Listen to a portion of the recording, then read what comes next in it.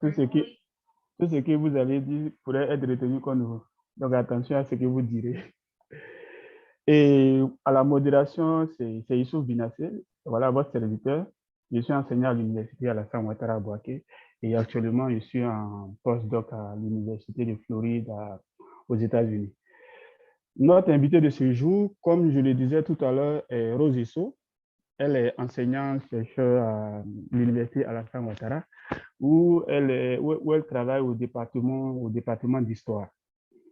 Elle travaille depuis une quinzaine d'années sur le peuplement et la formation des peuples au niveau du sud de la Côte d'Ivoire, notamment dans la zone de Dabou. C'est un pays Odjoukro qu'on appelle communément en Côte d'Ivoire Adjoukro. Et ces dernières années, elle a élargi ses intérêts de recherche un peu vers le terrain religieux, où elle a travaillé longuement sur le christianisme. Et c'est à partir de son regard sur le christianisme qu'elle va essayer aujourd'hui d'appréhender la question de l'islam, qu'elle regarde à partir de sa position de chercheur sur le christianisme et aussi à partir du fait qu'elle soit elle-même originaire de cette région et aussi elle est mariée à M. Soro, qui est aussi musulman. Donc, c'est un ensemble de choses qu'elle va nous partager aujourd'hui. Donc, l'autre élément qui est intéressant dans le parcours de Rose Isso, c'est qu'elle est boursière du programme PAPA, qui est financé par Point Sud et soutenu par la Fondation Elda Enkel.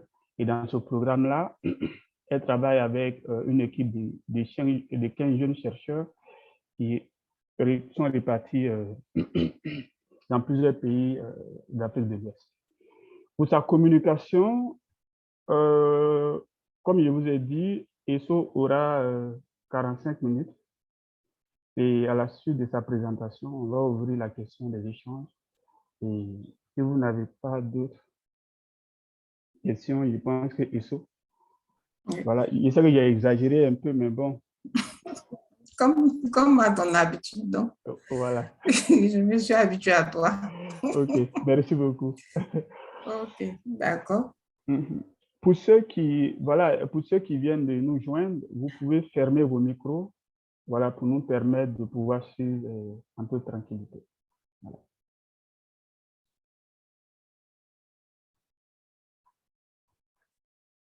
C'est bon, vous voyez le PowerPoint? C'est parti. C'est parti. Donc, tu fais partager, Donc, écran je dois partagé. partager. Un écran partagé, et puis tu fais partager.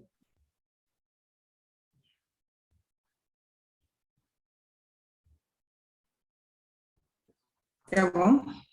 Ça vient. Voilà, c'est bon maintenant. Ok, d'accord. Donc,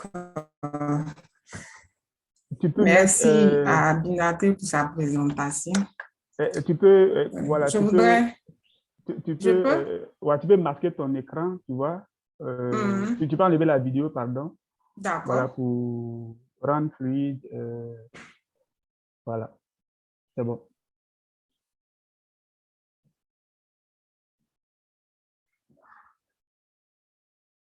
C'est bon? Oui, c'est bon. Ok, d'accord.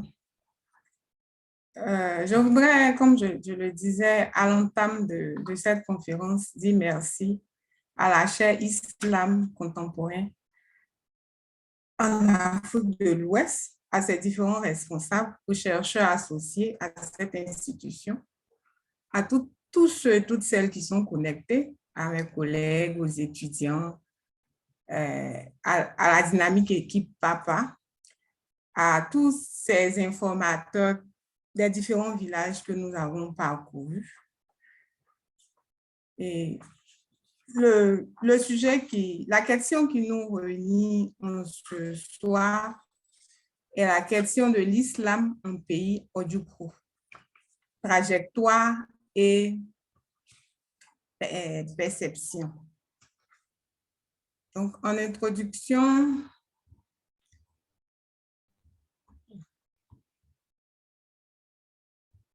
Excusez-moi, je vais faire défiler.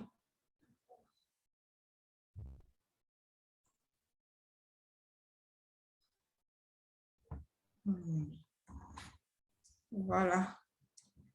Donc, nous allons essayer de situer géographiquement le pays Adjoukrou. Ensuite,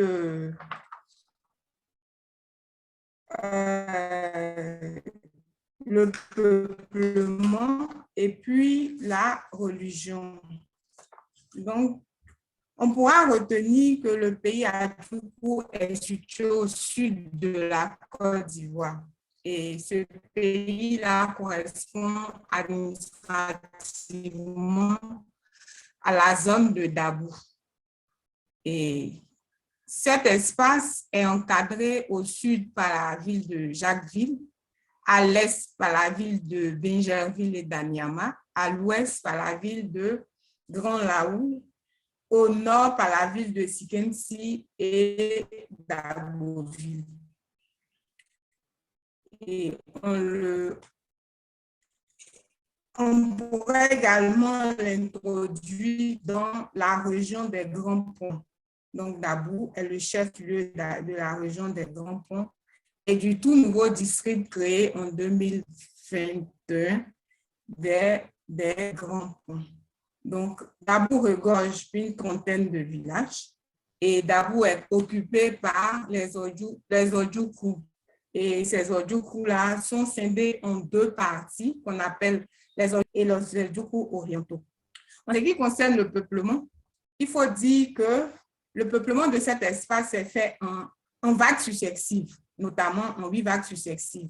Mais ce qu'il faudrait retenir, c'est que le substrat de ce peuplement-là est crou, c'est-à-dire les populations qui ont commencé à habiter cette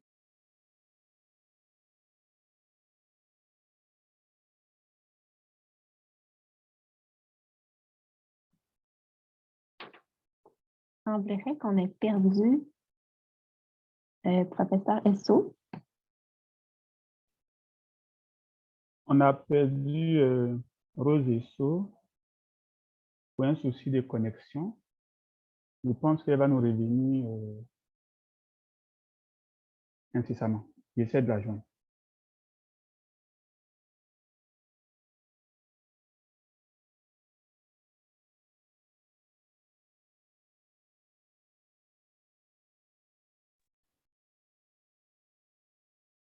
Allô, vous m'entendez? Oui, on vous entend. Bienvenue. OK. Donc, je peux continuer. Oui.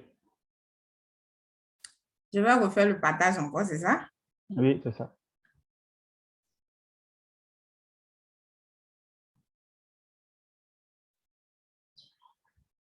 Le même process. Écran partagé, partagé. Voilà.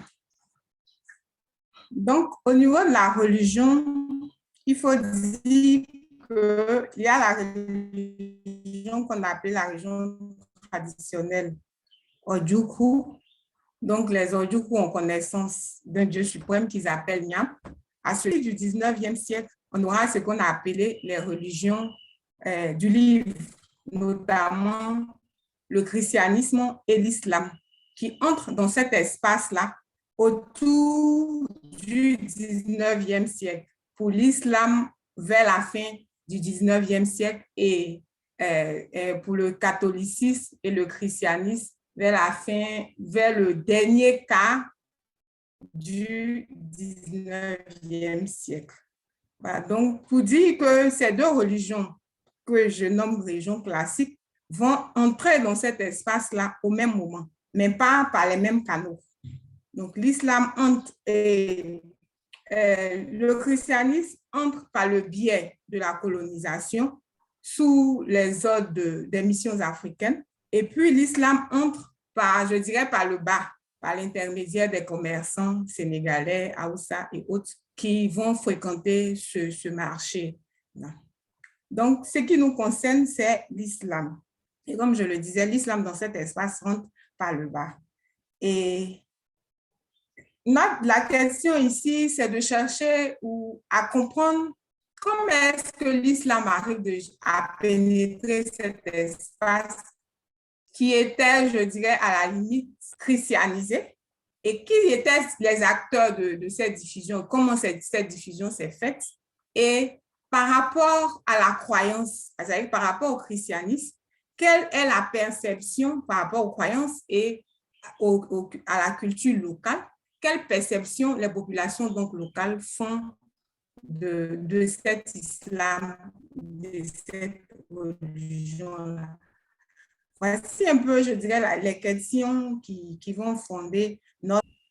Nous sommes, comment on appelle ça, nous avons effectué des enquêtes orales dans la ville de Dabou d'abord, ensuite dans les villages, parce qu'il faut dire que la particularité, c'est que l'islam en pays Adjoukou n'entre pas par la ville, mais par le village. Parce que les premiers convertis à Djoukou se retrouvent dans un village qu'on a appelé le village de Kosro. Donc, c'est là-bas qu'on retrouve les premiers convertis à Djoukou. Donc, nous avons effectué des enquêtes également dans ces différents villages-là. Donc, à la suite de nos enquêtes également, nous avons consulté une bibliographie assez riche sur la question de l'islam en Côte d'Ivoire. Et au sorti de, je dirais, comme on appelle ça, de cela, nous avons pu établir donc le plan de travail suivant. Donc, nous allons essayer de regarder la pénétration de l'islam dans le pays Adjoukou, ensuite la diffusion en étudiant les acteurs et les méthodes, et ensuite le regard de la population locale, c'est-à-dire l'islam vu par la population.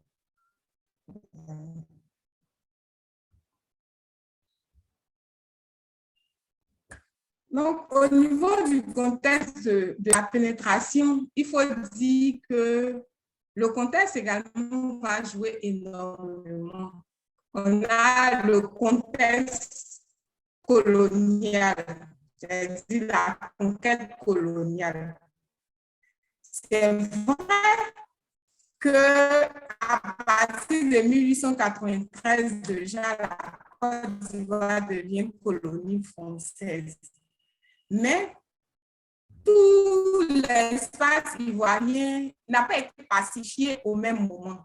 Donc, il va sans dire qu'il y a des populations qui vont se rebeller contre l'autorité coloniale.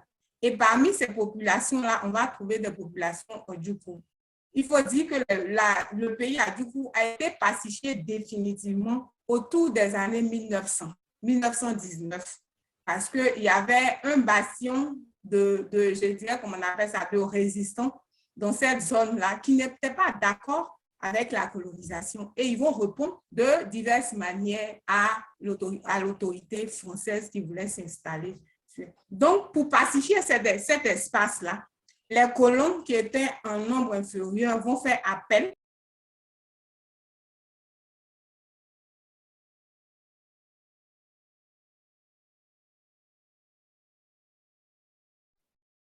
Désolé, elle va nous rejoindre dans quelques secondes.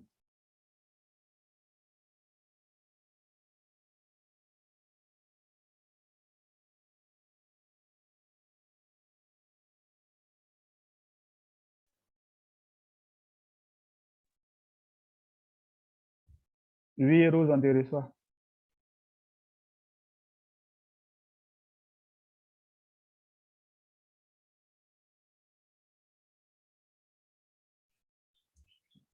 Donc, le premier contact entre les musulmans, c'est-à-dire la population musulmane venue des zones du pays sénégalais, du Sénégal et du Soudan, arrive dans cet espace à partir de cette période. Également, le second contexte, c'est le contexte du commerce florissant de l'huile de palme. On sait qu'après l'abolition du commerce transatlantique, les Européens vont se détourner, ou vont détourner leur, je dirais, comment on appelle ça, vont tourner leur commerce vers d'autres produits. Et parmi ces produits, il y avait l'huile de palme. Et l'huile de palme qui va constituer, je dirais, la matière première de ce commerce international. Il se trouve que la zone de Dabou est l'une des principales productrices de cette huile de palme. Donc, ce commerce-là également va favoriser la mise en place et l'installation des comptoirs et comment on appelle ça, des boutiques et des maisons de commerce. Et pour ces maisons de commerce-là, les Européens avaient besoin de gérants. Les Français, notamment, avaient besoin de gérants. Et ces gérants-là, pardon, avaient une longue tradition de commerce avec les Occidentaux, les Français et les Occidentaux. Donc, ils iront les chercher au Sénégal. Donc, deuxième, comment on appelle ça, deuxième entrée de population musulmane dans cet espace-là. Il y a également le fait que cette entrée-là va favoriser, comme on appelle ça, l'expansion anglaise. Parce qu'il faut le dire, les populations du sud-est ou du sud de la Côte d'Ivoire refusaient de commercer avec les Français dans la mesure où ils se disaient que les produits qui étaient échangés par les Français étaient des produits de mauvaise qualité et que les Anglais offraient plus de qualité que les, comment on appelle ça, les Français. Donc, ils préféraient commercer avec les Anglais. Donc, ils traversaient, ils allaient jusqu'à Jacquesville, à Grand Laou, pour vendre leur huile de palme. Et ça, c'était un manque à gagner pour les colons et les Français qui étaient sur place. Donc, il fallait créer un mécanisme et mettre des stratégies en place donc, pour freiner, comme on appelle ça, cet exode-là. Et la présence des commerçants sénégalais était une aubaine pour cela.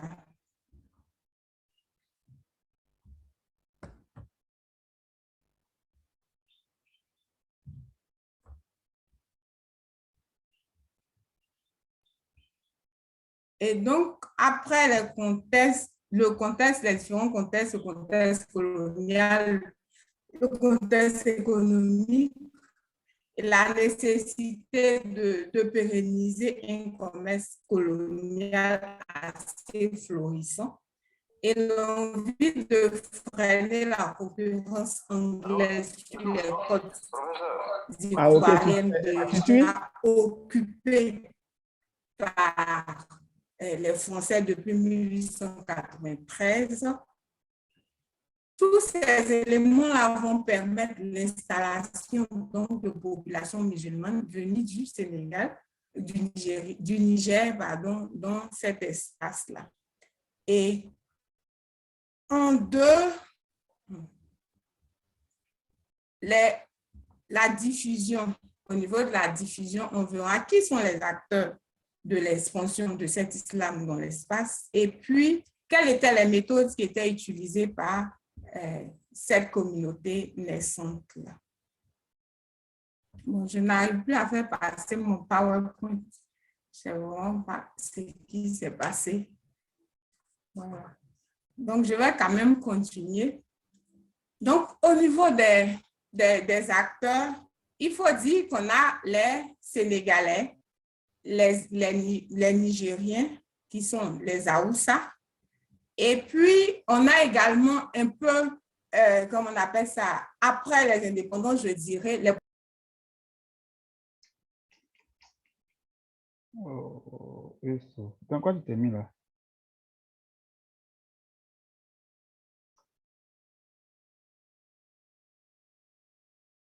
Rose.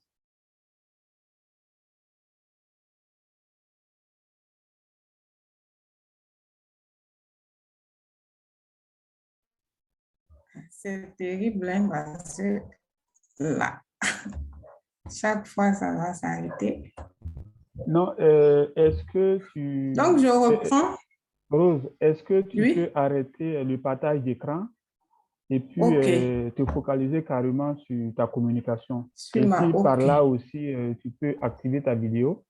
Voilà, ce serait aussi parce que je pense que partage des vidéos et tout ça, ça complique un peu la tâche.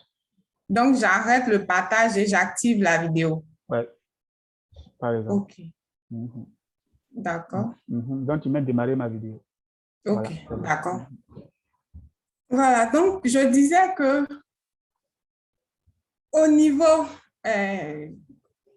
des acteurs, on a d'abord les Sénégalais, les Nigériens, les Haoussa, et puis un peu plus tard, on aura les populations venues du Nord. Donc, au niveau des Sénégalais, il faut dire que les Sénégalais, comme je l'ai dit, arrivent dans cet espace à partir de 1853-1854, mais avec la colonisation. Au-delà de cela, il faut dire qu'il y a des Sénégalais également qui arrivent de façon volontaire, c'est-à-dire qu'ils choisissent de suivre, comme on appelle ça, la colonisation et s'installent à titre personnel dans ces zones-là.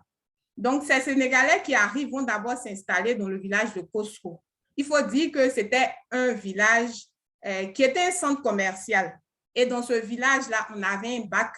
Et par ce bac-là, on pouvait relier d'autres villes de la Côte d'Ivoire, notamment Grand Laou, qui était également un grand centre commercial à cette époque-là. Également, ces Sénégalais-là vont s'installer également à Toupa. Parce qu'il faut dire que je disais tout à l'heure qu'on avait les Adjoukou occidentaux et les Adjoukou orientaux. Donc, plus de 3/4 de la production de l'huile de palme venait de cette zone-là. Et il se trouve que cette zone-là était en perpétuel conflit avec l'administration française.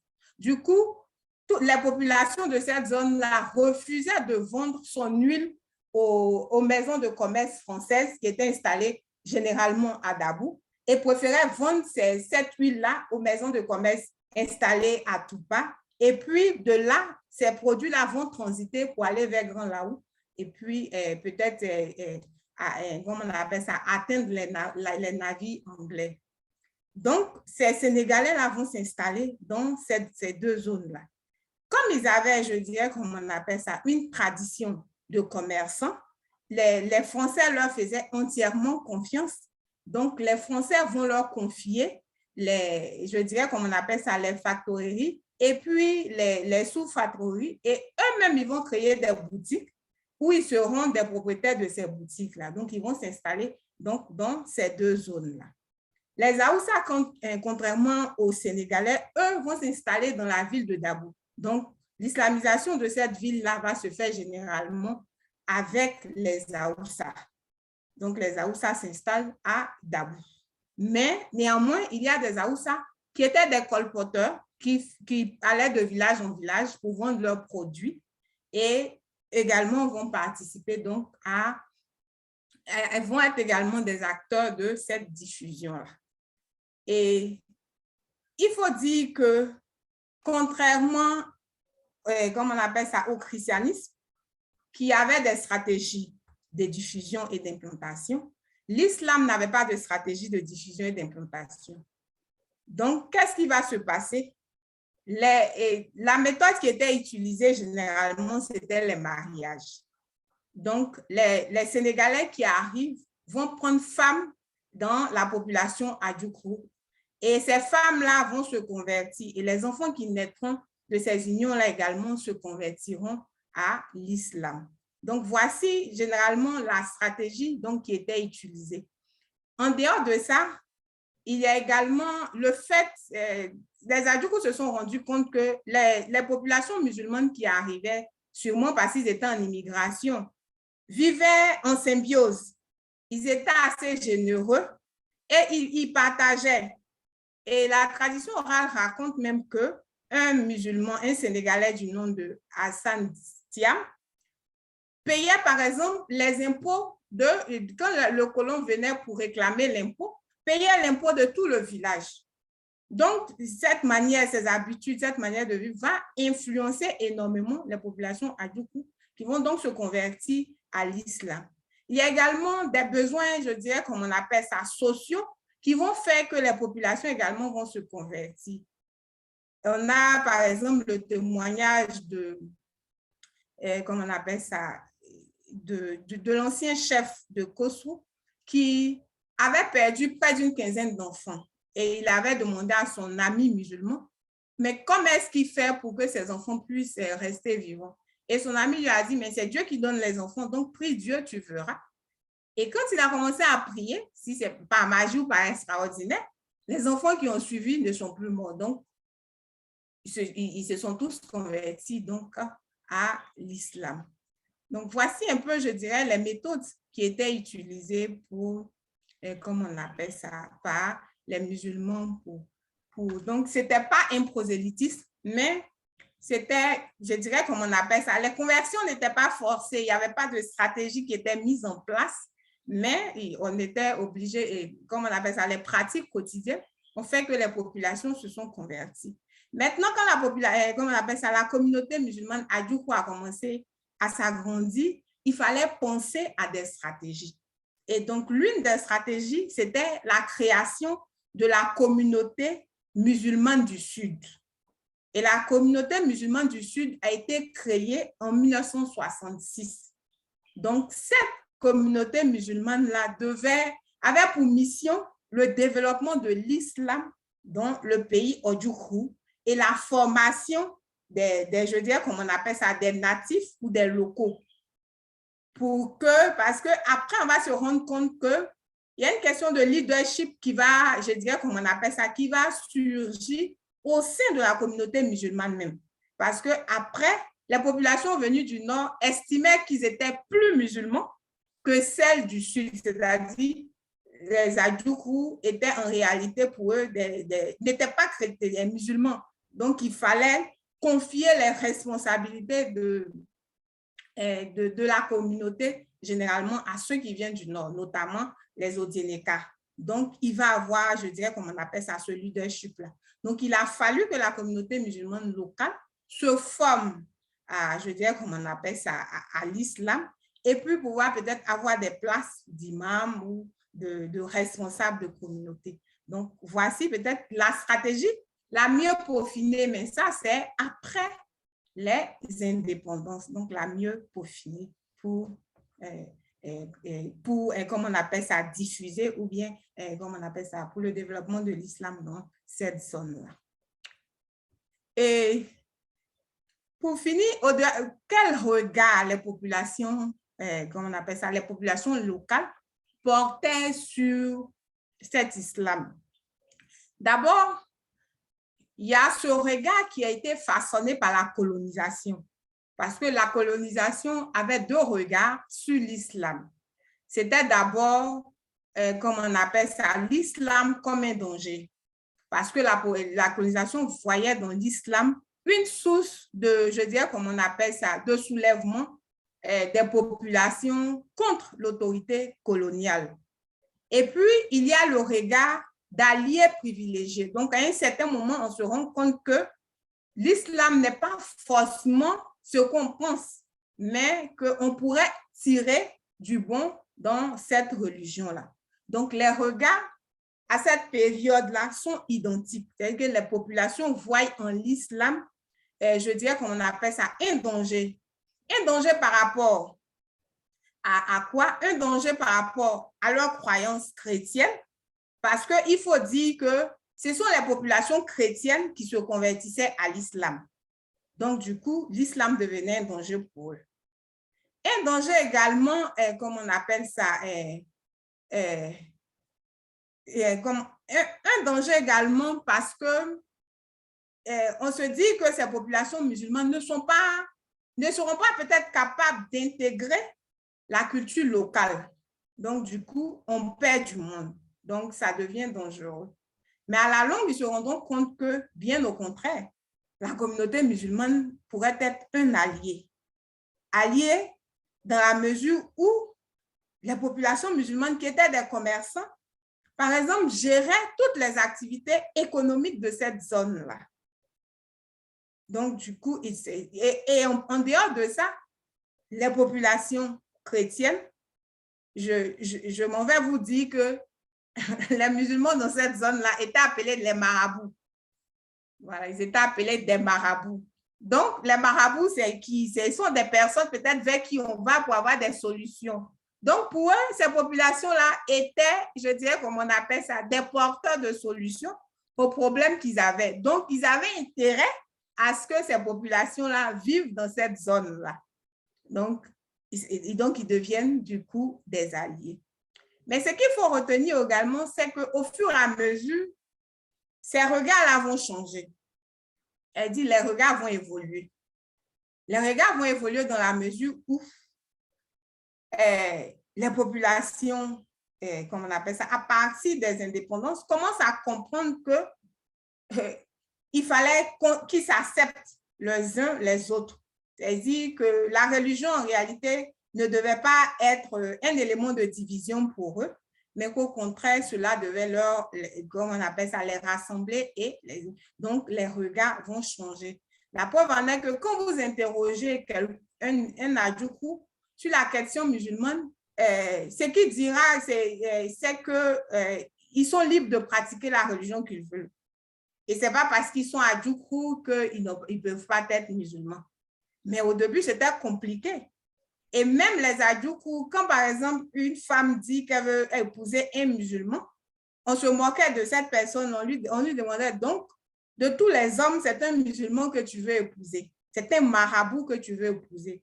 Donc, il y avait, je dirais, comme on appelle ça, ce regard assez péjoratif sur cette population-là. Mais au fur et à mesure, les regards vont changer. Maintenant, ce qui est problématique aujourd'hui, c'est le regard à l'intérieur même de la communauté, dans la mesure où nous sommes en face de deux communautés. Et à l'intérieur, nous avons deux communautés. La communauté locale, c'est-à-dire les Adjoukou, et puis la communauté musulmane qui pense que, je dirais, comme on appelle ça, c'est elle qui devait vraiment, comment on appelle ça, pratiquer cette religion-là. Donc, c'est ce problème-là de leadership et de conflits internes qui existent. Donc, les Adjoukou pensent qu'ils sont musulmans et que comme les autres, ils peuvent pratiquer la religion musulmane, ils peuvent, comme on appelle ça, prétendre à des postes, mais très vite, on les reprend pour leur dire non, c'est vrai que vous êtes musulmans, mais vous êtes des Adjoukou. L'islam appartient aux populations du Nord, notamment aux populations, comme on appelle ça, Malinké et autres. Donc, c'est, je dirais, comme on appelle ça, c'est aujourd'hui le véritable problème que la communauté musulmane Adjoukou, comme on appelle, vit aujourd'hui. Et le second aspect, c'est la question également des responsabilités. La question des responsabilités. Et pour cela, bon, je dirais que les Adjoukou luttent, les Adjoukou musulmans essaient par la formation et autres de s'armer, de se faire des armes et puis de pouvoir peut-être avec leurs amis du Nord prétendre je dirais, à ces postes de responsabilité là. Et l'autre élément également qu'il faut ajouter, c'est qu'aujourd'hui, la communauté musulmane connaît une saignée, c'est-à-dire les populations Adjoukou qui se sont convertis à l'islam, peut-être parce que papa, maman, les parents étaient musulmans, se reconvertissent au christianisme à la suite, comme on appelle ça, de l'absence des parents, se reconvertissent au christianisme. Donc, quand vous arrivez, par exemple, à Koskou, qui était le bastion de l'islam en pays Adjoukou, vous trouvez rarement, comme on appelle ça, des populations encore, une communauté importante islamisée dans cet espace-là. Donc, pour savoir quelles étaient les raisons, bon, ils ont avancé le fait que les parents n'y étaient plus, donc les enfants étaient libres de choisir la religion qu'ils voulaient. Mais également, il y a également les mariages. Parce que quand les musulmans voulaient prendre en mariage des filles chrétiennes, on leur demandait de se convertir au christianisme. Donc, ces mariages-là également, et que le mariage qui a permis à l'islam de s'implanter, le mariage encore, comme on appelle ça, a réduit la présence de l'islam dans cet espace-là. Donc, je dirais, voici les réalités auxquelles donc, sont confrontées la communauté. Mais un élément qui a permis également que le regard des Adjoukou soit revisité, c'est que, contrairement aux néo-pentecôtistes qui disent que les rites culturels Adjoukou sont des rites démoniaques et sataniques auxquels un chrétien de ce nom ne doit pas participer, les musulmans n'y voient pas d'inconvénient. Ils y participent parce que la société Adjoukou est faite de telle sorte que si vous n'avez pas passé ces rites-là, vous n'avez pas droit de citer dans le village.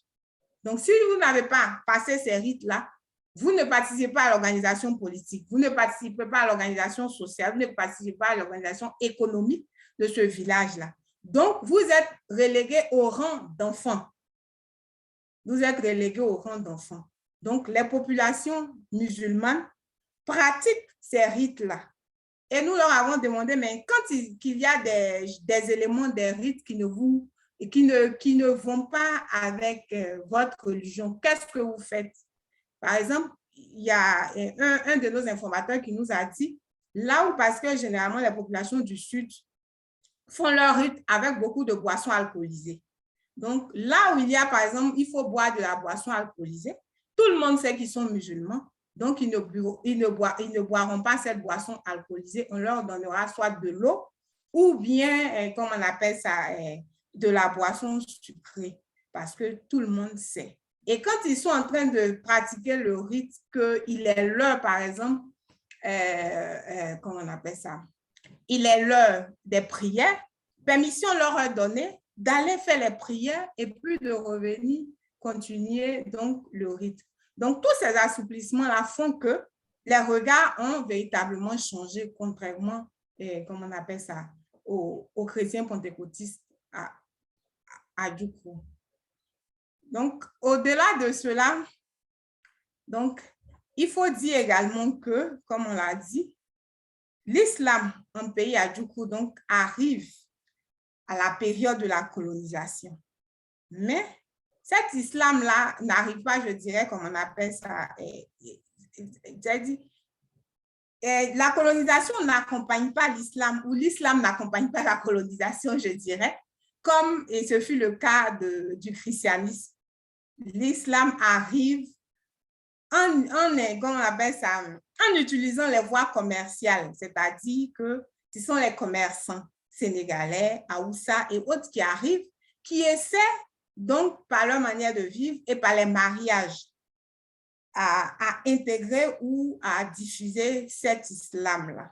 Et les populations vont adhérer à cette religion-là. Bien vrai que quand vous allez dans tous les villages Adjoukou, même le village de Koussou, qui est le bastion de l'islam, vous verrez qu'à l'entrée du village, il y a une croix. Donc, pour dire combien de fois la zone est christianisée. Donc, à l'entrée de chaque village, même à cause où vous avez une croix, avant de trouver la mosquée et puis les autres églises, je dirais catholiques et protestants. Donc, voici un peu, je dirais, ce qu'on pourrait dire de l'islam en pays Adjoukou. Donc, l'islam, voilà ce qu'on pourrait dire de l'islam dans cet espace-là. C'est vrai qu'aujourd'hui, l'islam est en train de perdre du terrain, mais également les regards des populations également sur cette religion-là changent. Parce que très souvent, les informateurs ne disent pas très souvent que on a des conflits par-ci, on a des conflits par-là. Mais quand vous interrogez les personnes, par exemple, ils vous diront qu'ils ne sont pas d'accord, ils ont un mauvais regard parce que il y a des pratiques, par exemple, qui ne vont pas ensemble. C'est-à-dire, par exemple, ils vont vous dire qu'en islam, on fait des sacrifices, on fait des, je dirais, comme on appelle ça, un certain nombre de choses que l'Église, par exemple, refuse. Donc, il ne peut pas admettre, par exemple, qu'un membre de sa famille soit musulman ou que lui-même, très souvent, quand vous demandez aux gens, il dit, quand vous leur demandez, est-ce que vous allez pouvoir devenir, est-ce qu'il pourrait que vous soyez un jour musulman? Ils vous disent que ça ne va jamais arriver. Ils vous disent que ça ne va jamais arriver. Ça veut dire que la réponse déjà dit tout. La réponse déjà nous situe déjà sur la perception de l'islam dans cette zone-là. Comme je l'ai dit, je vais me répéter encore, les regards changent. Les regards commencent à changer. Les regards commencent. J'ai fini? Oui. Ok. Ah non, vas-y. Donc, Je laisse pour 2 conclure, minutes. donc, je dirais, voilà, que l'islam arrive en pays du coup par le biais du commerce et de l'immigration, notamment par les Sénégalais et les Haoussa. Voilà, et l'islam arrive à s'intégrer, mais les regards également, différents regards sur, comment on appelle ça, sur cette religion-là. Mais ces regards-là changent. De nos jours, les regards commencent à changer parce que les populations sont devenues plus tolérantes et s'acceptent de plus en plus. En dehors du fait que cet islam-là aussi, à un moment donné, a été politisé. Voilà. Donc, connaissant l'histoire de la Côte d'Ivoire, à un moment de l'histoire de la Côte d'Ivoire, cet islam-là sera politisé. Donc, cela va créer davantage un fossé entre les Adjoukrous et les musulmans. Voilà. Merci, Rose. Donc, voici ce que je pourrais dire. Merci, Merci pour ton à tous pour votre attention. Merci pour ton intéressante présentation qui nous a plongé dans la trajectoire de l'islam en pays Adjoukrou. Il faut dire que Adjoukrou, c'est le pays Adjoukrou, comme on le dit chez nous, en Côte d'Ivoire, et que cette zone est située au sud de la Côte d'Ivoire, qui a vu arriver par vagues successives un certain nombre d'acteurs, notamment des acteurs envoyés par l'administrateur colonial, la France. Et après, ce mouvement-là a été suivi par d'autres acteurs venus du nord de la Côte d'Ivoire, avec qui ils ont réussi à bâtir une communauté au sud de la Côte d'Ivoire qu'ils ont appelée la communauté musulmane du Sud à partir de 1966. Et 50, 60 années après, on se retrouve dans un espace assez disputé entre les différentes composantes de ces localités-là, qui sont désormais partagées entre christianisme, islam, et cet islam aujourd'hui pose énormément de questions, et c'est ce qu'on pourra retenir de la communication de Rose Esso. Mais avant de passer la parole au public, Esso, j'ai 2 petites questions pour toi. Ce qu'on sait du parcours de l'islam, c'est que c'est un mouvement religieux beaucoup plus important dans les centres urbains.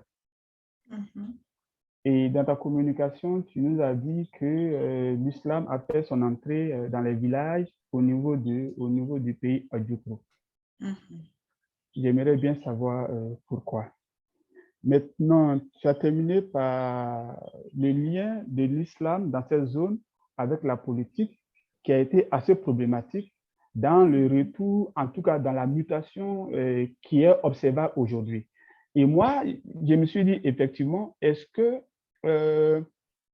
la crise identitaire qui a fait de l'islam la religion des gens du Nord, est-ce que ça n'a pas été quelque part responsable du fait qu'aujourd'hui, des gens qui se disent non, on est du Sud, on n'est pas du Nord, donc automatiquement, ça veut dire que nous, on ne doit pas être musulmans. Donc, systématiquement, les gens de Kosrou et tout, parce que les parents ne sont pas là, parce qu'on est dans un contexte nouveau avec des discours et tout ça, on retourne à la religion qui nous est collée comme marqueur identitaire, en fait. Ça va? Oui, ça va. Ok, merci. Ok. Donc, je réponds à tes 2 questions. À la première question, je dirais que je ne sais pas si je peux appeler ça un paradoxe ou bien, comme on appelle ça, une spécificité de la zone. Comme je le disais tout à l'heure, j'ai dit que c'était une zone assez, comme on appelle ça, dense en activité économique. Et c'est vrai que Dabou était la capitale, mais la matière première qui faisait l'objet de ce commerce-là descendait des villages comme Kosrou, comme Toupa, comme Tiara, qui étaient un peu plus à l'ouest de Dabou. Donc, ces populations, j'ai dit tout à l'heure que ces populations-là, qui sont restées pendant longtemps en conflit avec l'autorité coloniale, ne voulaient pas faire descendre sa matière première vers la zone de Dabou. Donc, du coup, les Sénégalais qui arrivent pour commercer sont obligés de s'installer dans ces deux zones-là, notamment Tupa et Dabou. Donc, quand ils s'installent dans ces deux zones, naturellement, l'islam va commencer à prendre dans ces deux zones-là. Avant, par exemple, vous avez l'exemple de Alassane Thiam, qui s'installe d'abord à Tupa, qui s'installe d'abord à Kosso, ensuite se rend à Tupa, et puis à la fin de pratiquement se rend à Dabou, s'installe définitivement à Dabou. Donc, c'est cet élément, je dirais cet élément important qui fait que l'islam commence généralement dans ces villages-là avant d'arriver dans les centres urbains. Cela ne veut pas dire que les centres urbains sont exclus de, comment on appelle ça, de la diffusion ou de l'expansion. Mais ces centres urbains également commencent également à être islamisés, mais avec d'autres acteurs qui sont les Haoussa. Mais le bastion de l'islam dans le pays, du coup, c'est le village de Kosso et de Tupa. Donc, voici ce que je pourrais dire, je pourrais donner comme réponse à ta question. Maintenant, la seconde question, est-ce que la crise identitaire que la Côte d'Ivoire a connue n'aurait pas joué sur le retour des musulmans vers la religion en griffe classique de leurs parents? On pourrait dire oui, parce que tout à l'heure, quand je parlais, j'ai dit que les contextes également forgent, construisent et modifient les regards. Les contextes, parce que, comment on appelle ça? Si vous êtes le conflit identitaire qui a eu lieu en Côte d'Ivoire, qui, je dirais, comme on appelle ça, exposait ces populations musulmanes, vous êtes à Djoukou, vous n'êtes pas musulman, on se dit que l'islam, c'est pour les gens du Nord. Donc, du coup, vous êtes mal vu. C'est-à-dire, étant du Sud, qu'est-ce que vous faites dans cette religion-là? Donc, du coup, vous êtes mal vu. Et pour ne pas être mal vu et pour s'intégrer dans sa société, il est préférable, par exemple, de retourner aux pratiques anciennes, par exemple, de leurs parents. Je pense que, bon, je suis d'accord avec toi que cela a eu également un impact sur le retour des populations au christianisme. OK. Donc, voici, voilà, merci, Rose. Maintenant, on pourra peut-être continuer le débat si tu le veux après. Dans mon téléphone. En attendant, on a quelques mains. Mamadou Yeo, tu peux activer ton micro et après Mamadou Yeo, Florentine Akabla. OK. Merci au docteur Rose Esso et je tiens aussi à présenter mes civilités à tous les membres qui nous suivent. Docteur Esso, j'ai pris plaisir à vous écouter et j'avoue que vous avez réduit en grande partie mon inquiétude sur le pays Adjoukrou, s'agissant de l'islam. Cela dit, pour ne pas être chronophage, je me permettrai de vous poser 3 questions. Dans votre propos liminaire, ça c'est la première question, vous avez dit que le terme originel, c'est Odjoukrou, qui a été francisé, devenu plus tard Adjoukrou. Aussi, vous avez dit que le peuplement de cette région a un substrat crou. Donc, vous étiez en train de vous avez prévu de développer cette idée et il y a eu l'interruption. Moi, ma question est la suivante. Comment se fait-il qu'un peuplement très ancien dans cette région, donc substrat crou, soit aujourd'hui supplanté et même reconnu comme un peuplement akan? Ça, c'est la première question. La seconde question est la suivante. Vous avez dit que les musulmans convertis sont, selon les populations locales jugent que les musulmans, lorsque les Adjoukrous se commercialisent, ils sont incapables d'intégrer la culture locale. Cela dit, qu'en est-il des chrétiens? Comment se fait-il qu'un chrétien qui se convertit au christianisme est à même d'intégrer la culture locale et que cela ne soit pas le cas pour les musulmans? La troisième question, je me limite là avant de me poursuivre après. La troisième question est la suivante. À vous entendre, les musulmans, les chrétiens et même ce qu'on peut appeler les bossonistes, les animistes, sont en odeur de sainteté, c'est-à-dire vivent en parfaite harmonie. Alors que j'ai constaté que lors de la crise post-électorale, préélectorale de 2020, il y a eu des violences communautaires. Donc, la question suivante, comment expliquer la percée et même la virulence des violences communautaires perpétrées dans la région de Dabou lors de la crise préélectorale de 2020, entre d'une part les populations locales qui peuvent être chrétiennes ou non et des populations originaires du nord de la Côte d'Ivoire qui sont reconnues comme pour la plupart des musulmans. Je vous remercie. OK, merci. Merci pour vos différentes questions. Mamadou Yeo, vous ne vous êtes pas présenté. Ah oui, toutes mes excuses, je suis Yeo Mamadou, enseignant-chercheur à l'université de San Pedro. Cette université vient d'ouvrir ses portes depuis octobre 2021, située dans le sud-ouest de la Côte d'Ivoire. Merci. OK. Donc, merci, Dr Mamadou Yeo. Je commence par la première question. Au niveau du peuplement Odjuku, comme je le disais, les premiers Odjuku, qu'on appelle les Oboru anciens, viennent de la zone qu'on appelait le pays Magoué, selon les recherches de Memel Foté. Voilà, recherches tirées des traditions orales. Donc, les premiers Adjuku viennent du pays Magoué. Et ce pays Magoué-là pourrait être situé entre Lakota, Divo et Gagnoa. Donc, c'est de cette zone-là que les populations Adjuku arrivent, les premières populations Adjuku que j'appelle le substrat de la population Adjuku. Mais cette population, comment on appelle ça? Par la suite, il y a d'autres populations qui viendront, notamment les populations qui viendront du centre, c'est-à-dire du pays Baoulé, du pays Ébrié, du pays Aladjan, qui aujourd'hui composent la population Adjuku. Donc, vous voyez que l'emprunt est énorme. Donc, si aujourd'hui, les populations Adjuku, les Adjuku ne se revendiquent pas Krou, ils ne se revendiquent pas Akan. Ils ont, je dirais, comment on appelle ça, une culture assez, comment on appelle ça, assez mélangée. C'est un melting pot. Parce que même dans la langue, vous avez des mots Krou, vous avez des mots Akan. Quand vous allez dans un village Adjuku qui a pour souche le pays Krou, vous allez voir que les noms tambourinés viennent du pays Krou. Mais quand vous allez, par exemple, parce que les villages Adjuku qui ont pour souche, comment on appelle ça, Akan, il en existe. Par exemple, le pays, l'Opou, ce sont comment on appelle ça, des espaces qui ont pour peuplement originel le pays Akan Baoulé. Donc, vous allez en trouver.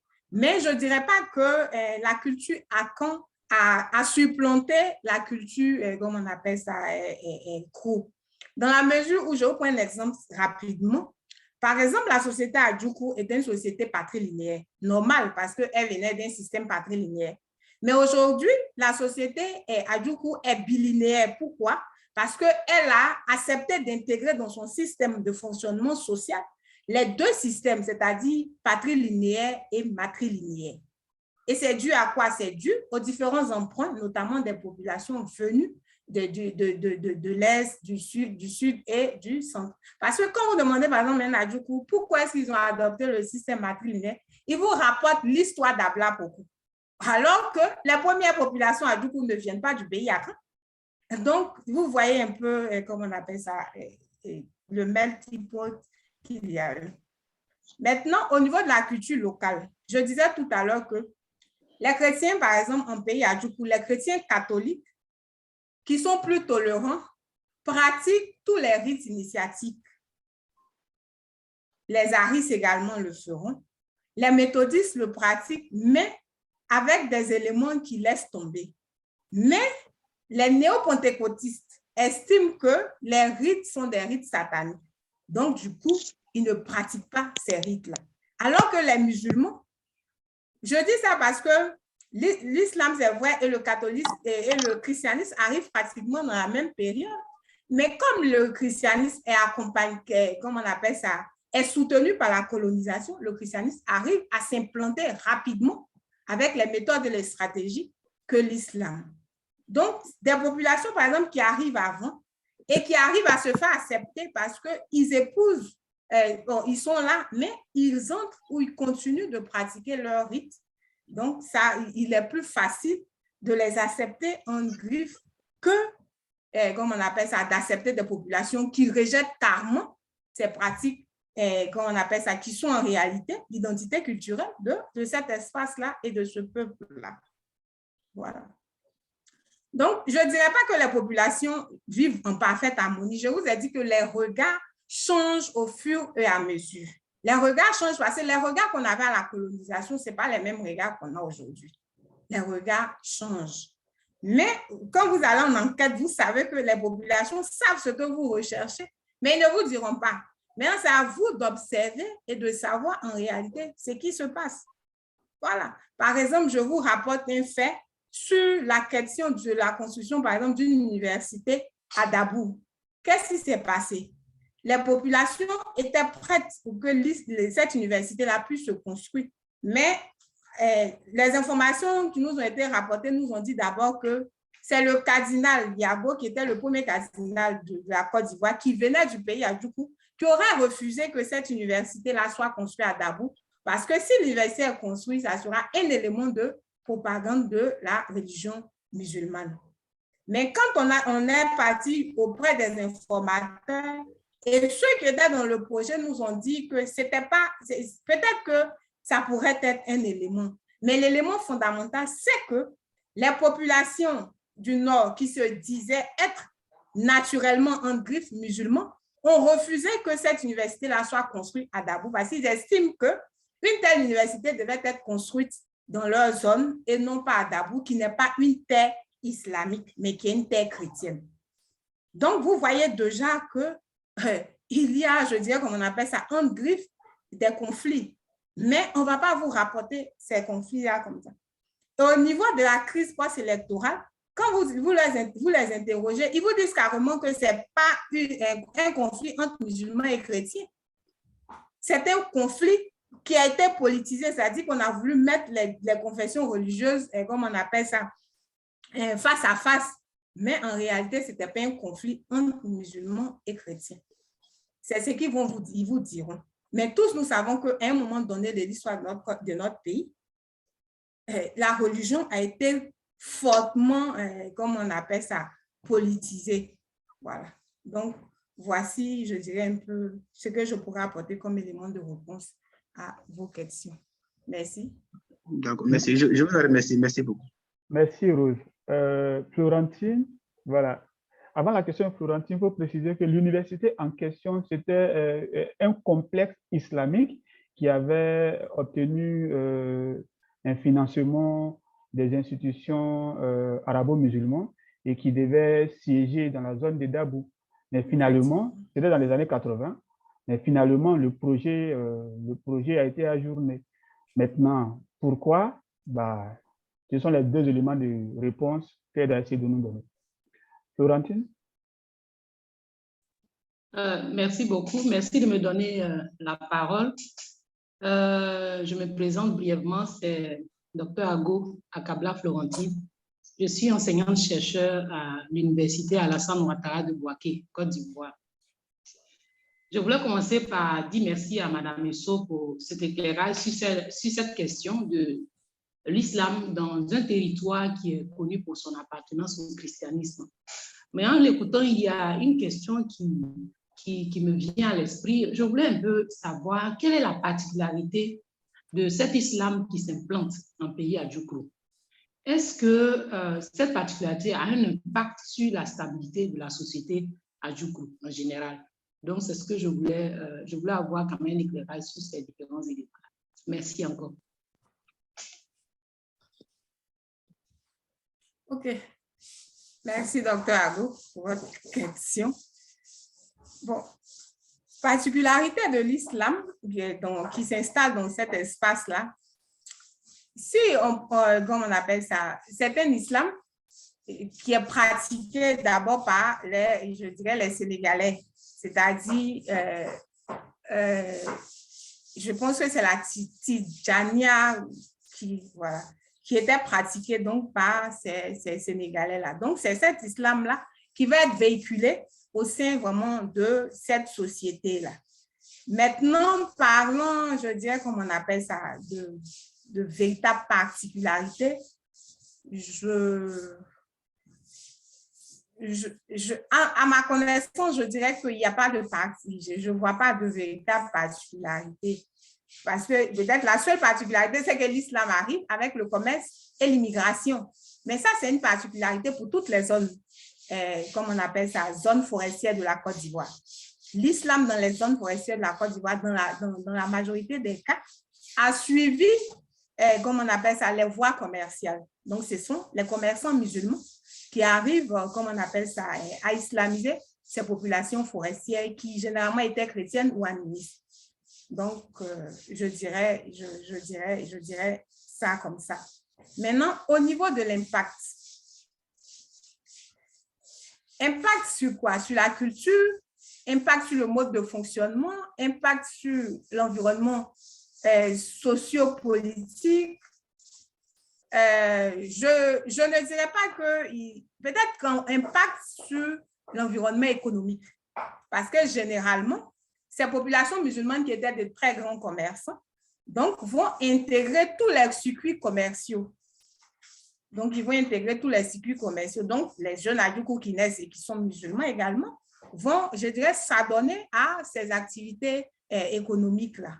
Donc, peut-être que c'est ce que je dirais. Mais au niveau culturel, il n'y a pas d'impact véritablement parce qu'on ne retrouve pas des pratiques religieuses musulmanes dans les rites culturels locaux, contrairement au christianisme, dont on retrouve je dirais qu'on appelle ça des rites religieux dans les pratiques culturelles.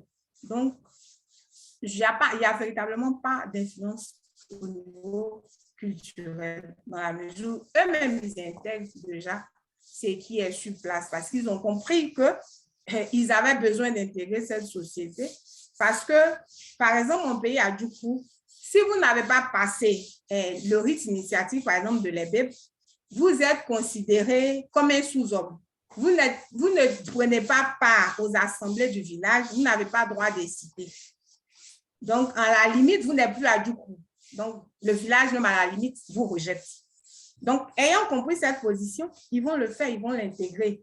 Hier, par exemple, j'ai visité, comment on appelle ça, un natif de Koskou, qui est musulman, qui est de la famille Tia, qui a passé tous ses rites. Il a passé tous ses rites, donc il est Adjoukou. Il peut prendre la parole devant l'assemblée, devant tout autre Adjoukou. Donc, je dirais que voici un peu ce que je pourrais dire sur la question que vous m'avez posée. Donc, merci beaucoup. Merci Rose.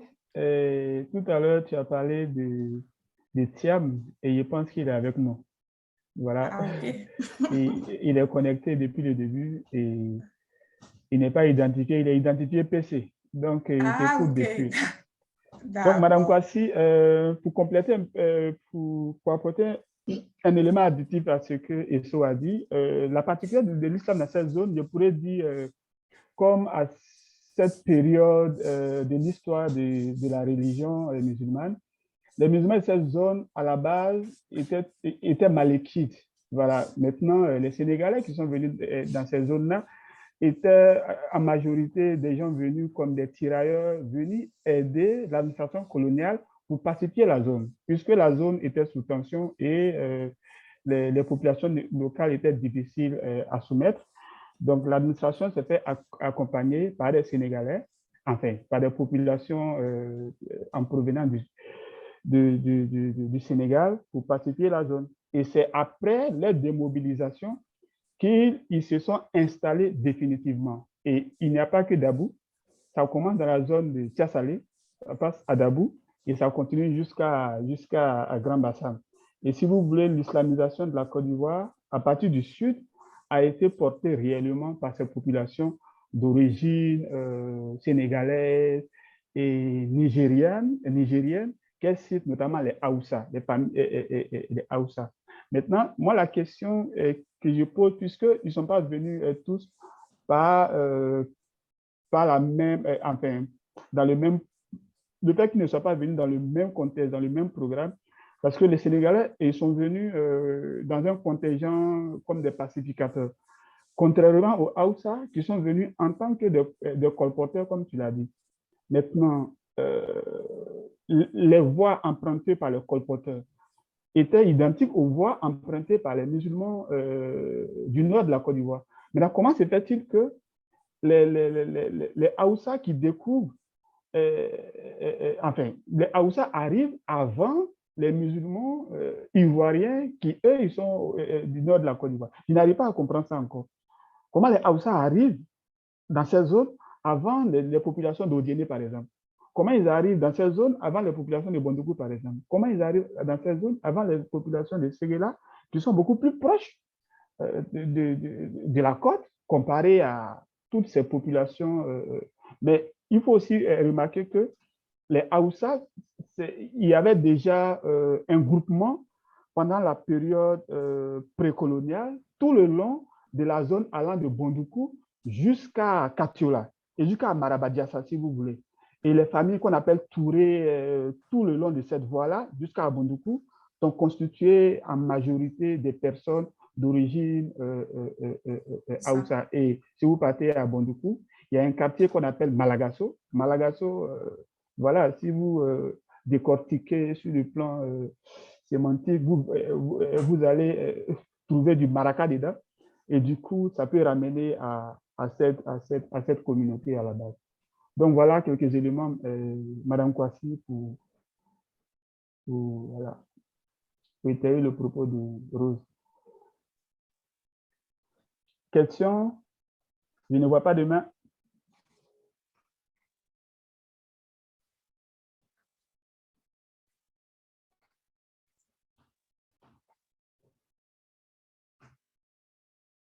Question?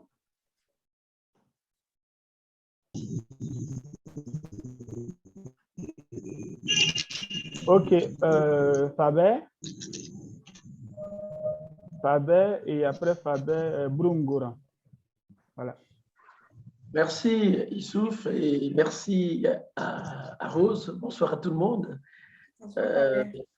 Bonsoir Rose, excellent exposé sur, c'est vrai que ce n'est pas fondamentalement mes préoccupations, la question de l'islam, mais ton exposé m'interpelle sur une observation que j'ai faite qui semble aller dans le même sens que ce que j'observe en Afrique centrale. Je suis du Gabon.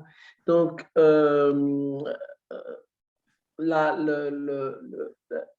je veux dire, les migrations des populations Haoussa, qui finalement apportent avec elles l'islam et s'intègrent dans la société que tu nous as présentée. Comment dire, l'intégration ou l'intégration ou l'adhésion à l'islam se fait, me semble-t-il, par les mêmes canons qui est observable du côté du Gabon. C'est une remarque et c'est peut-être l'occasion de peut-être réfléchir sur la notion peut-être de stratégie ou pas. Parce que quand on dit Haoussa, on a déjà l'impression que l'islam, lui, est consubstantiel. Alors, je dis ça pourquoi? Dans le nord du Gabon, c'est une zone qu'on appelle la zone des 3 frontières. Donc, le sud Cameroun, et la Guinée équatoriale. Donc, les 3 frontières se retrouvent. Or, le découpage colonial des frontières a fait que des familles soient les unes, et Rose est bien placée en tant qu'historienne pour revenir sur ces questions de répartition des espaces durant la coloniale. Et donc, c'est parti du Gabon, et vous savez certainement que le Gabon est peuplé essentiellement, sinon fondamentalement, de populations bantouphone. Voilà. Et donc, il se trouve que dans cette partie du Gabon, au nord, y est intégré un groupe. Et puis, il y a quelques années, il y a une dizaine d'années à peu près, le législateur gabonais a dû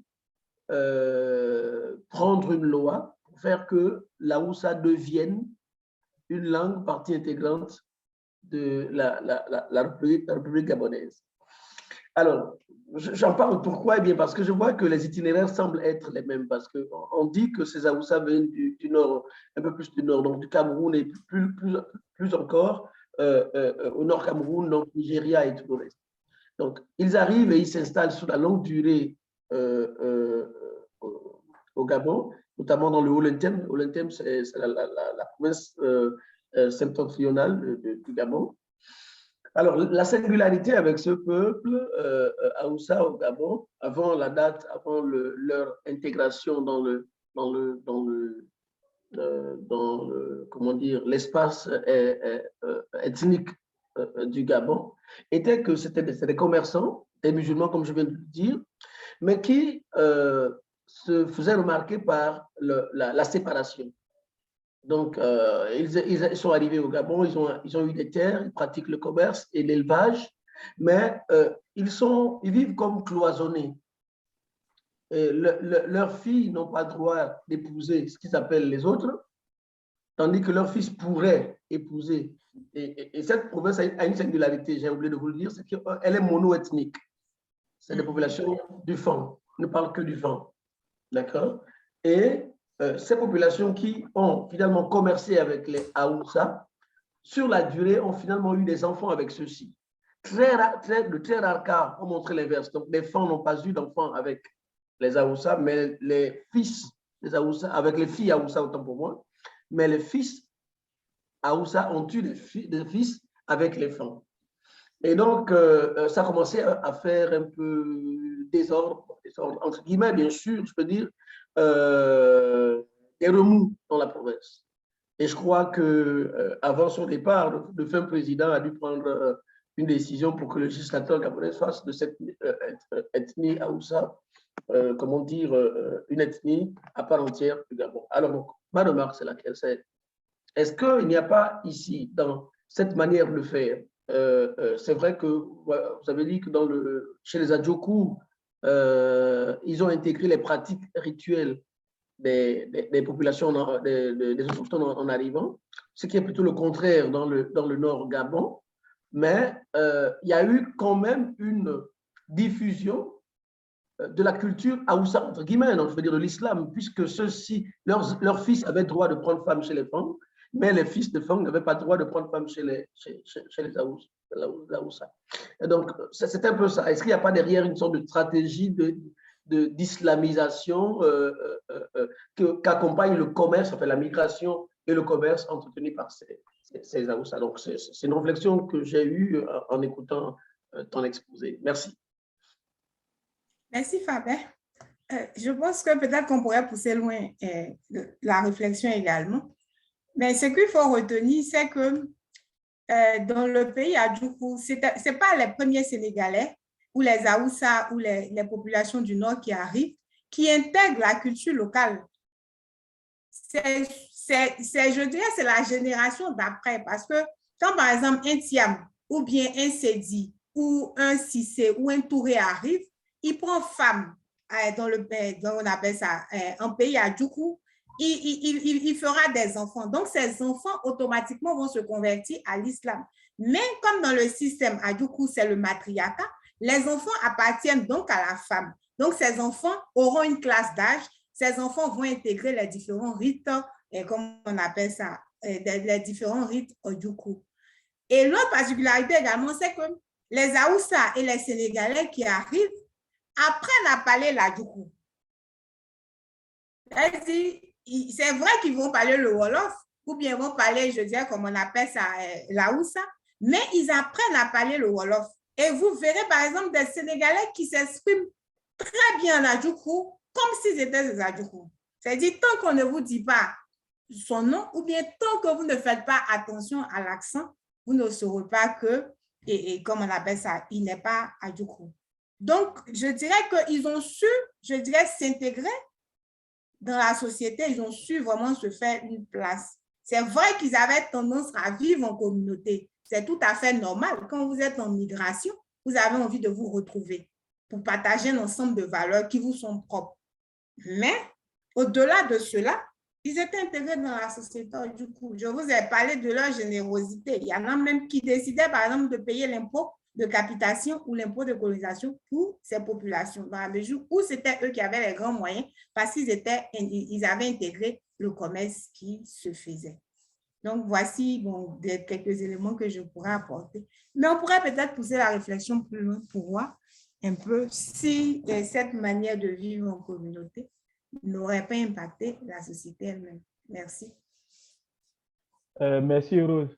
Brungouran, Alphonse.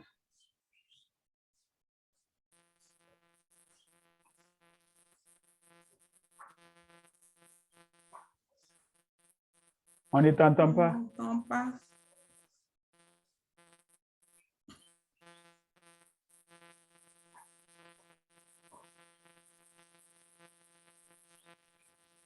Je vois la moitié de ta tête, Brou.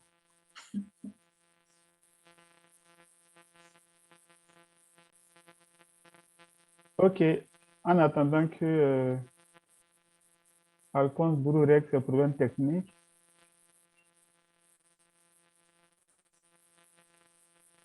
je demandais, aurais-tu une question? Non, moi, ça va. OK.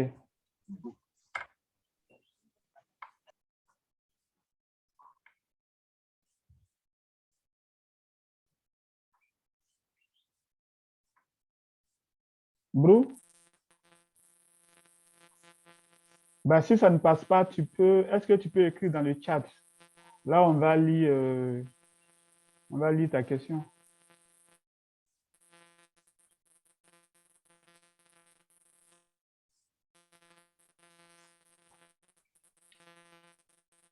La connexion est toujours compliquée à Boaké. La rébellion ne nous a pas fait de bien. Hein?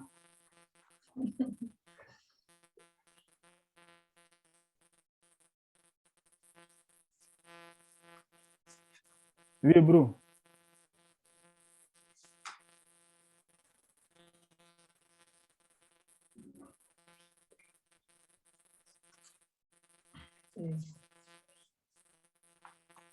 Donc, Fabien, ce qu'on pourrait dire dans le cas du pays Ojukru, c'est que la collision avec le christianisme a été beaucoup plus simple. Dans un premier temps, parce que le christianisme était impulsé, sinon était assimilé un peu à l'administration coloniale. Et le christianisme a su s'adapter aux rites culturels des Adjukru. Par exemple, en pays Adjukru, quand il y a une naissance, il y a tout un rituel qu'on organise autour de la naissance. Et les catholiques ont su intégrer ça. Il y a la fête de la richesse en pays Adjukru. Les catholiques ont su intégrer ça. Donc, il y a des questions.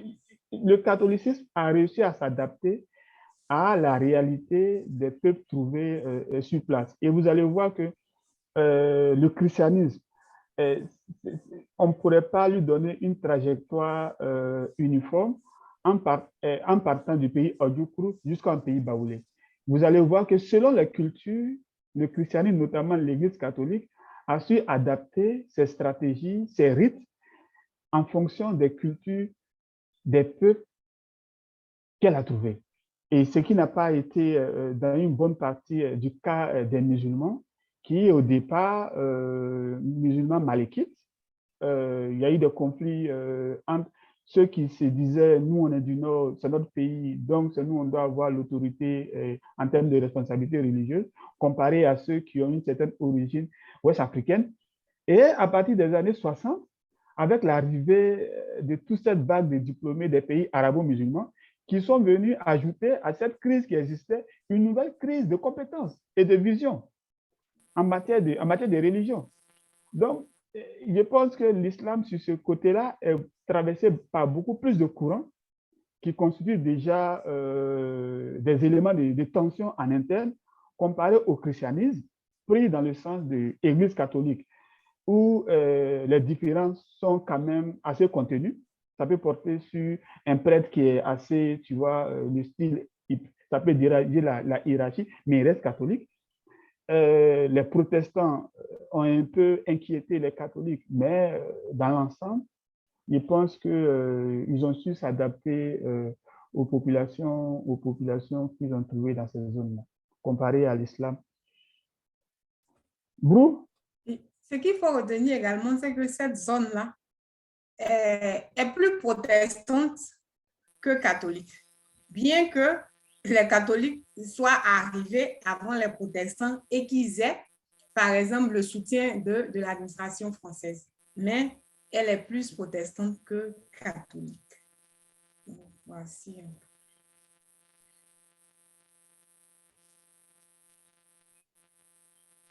Brou? Bah, si tu n'arrives pas à parler, tu arrêtes le bruit, qu'est-ce que ça fait?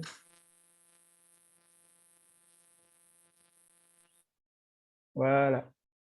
Mais tu peux écrire ta question dans le chat en attendant. On a encore 7 minutes pour conclure. Laurent, c'est ça? On a encore 7 minutes, c'est ça?